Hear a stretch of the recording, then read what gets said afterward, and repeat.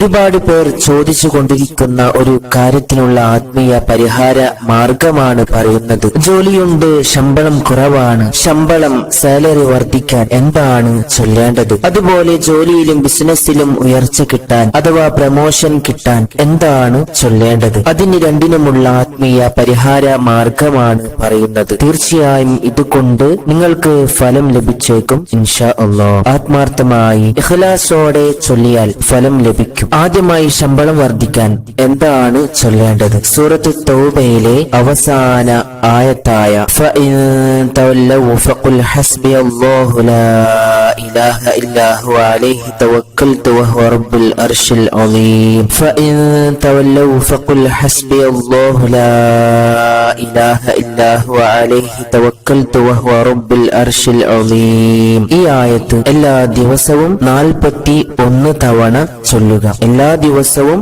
41 തവണ ചൊല്ലുക. ഈ ആയത്ത് ഓതുമ്പോൾ ശ്രദ്ധിക്കുക, സൂറത്ത് തൗബയിലെ ആയത്ത് ആയതിനാൽ ഔദു കൊണ്ട് തുടങ്ങി വേണം ഈ ആയത്ത് ചൊല്ലാൻ. ഈ ആയത്ത് ഓതിയതിനു ശേഷം അല്ലാഹുവിന്റെ മഹത്തായ ഇസ്മുകളിൽപ്പെട്ട യാ ലത്തീഫ് യാ അല്ലാഹ്, യാ ലത്തീഫ് യാ അല്ലാഹ്, യാ ലത്തീഫ് യാ അല്ലാഹ് എന്ന ഇസ്മ 129 തവണ ചൊല്ലുകയും ചെയ്യുക. 129 തവണ ചൊല്ലി ദുആ ചെയ്യുക. ഇൻഷാ അല്ലാഹ് ഇങ്ങനെ കുറച്ച് ദിവസം ചൊല്ലിയാൽ ശമ്പളം വർദ്ധിച്ചു കിട്ടുന്നതാണ് ഇൻഷാ അല്ലാഹ്. രണ്ടാമതായി ജോലിയിലും ബിസിനസ്സിലും ഉയർച്ച കിട്ടാൻ, ഉദ്യോഗ കയറ്റം കിട്ടാൻ, പ്രമോഷൻ ലഭിക്കാൻ ചൊല്ലേണ്ട ഒരു ദിക്ർ പറഞ്ഞു തരാം. സുബ്ഹാനല്ലാഹി വബിഹംദിഹി സുബ്ഹാനല്ലാഹിൽ അസീം അസ്തഗ്ഫിറുല്ലാഹ്, സുബ്ഹാനല്ലാഹി വബിഹംദിഹി സുബ്ഹാനല്ലാഹിൽ അസീം അസ്തഗ്ഫിറുല്ലാഹ്. ഈ തസ്ബീഹ് സുബ്ഹിയുടെ സുന്നത്തിന്റെയും ഫർളിന്റെയും ഇടയിൽ അല്ലെങ്കിൽ സുബ്ഹി നിസ്കാര ശേഷം 100 തവണ വീതം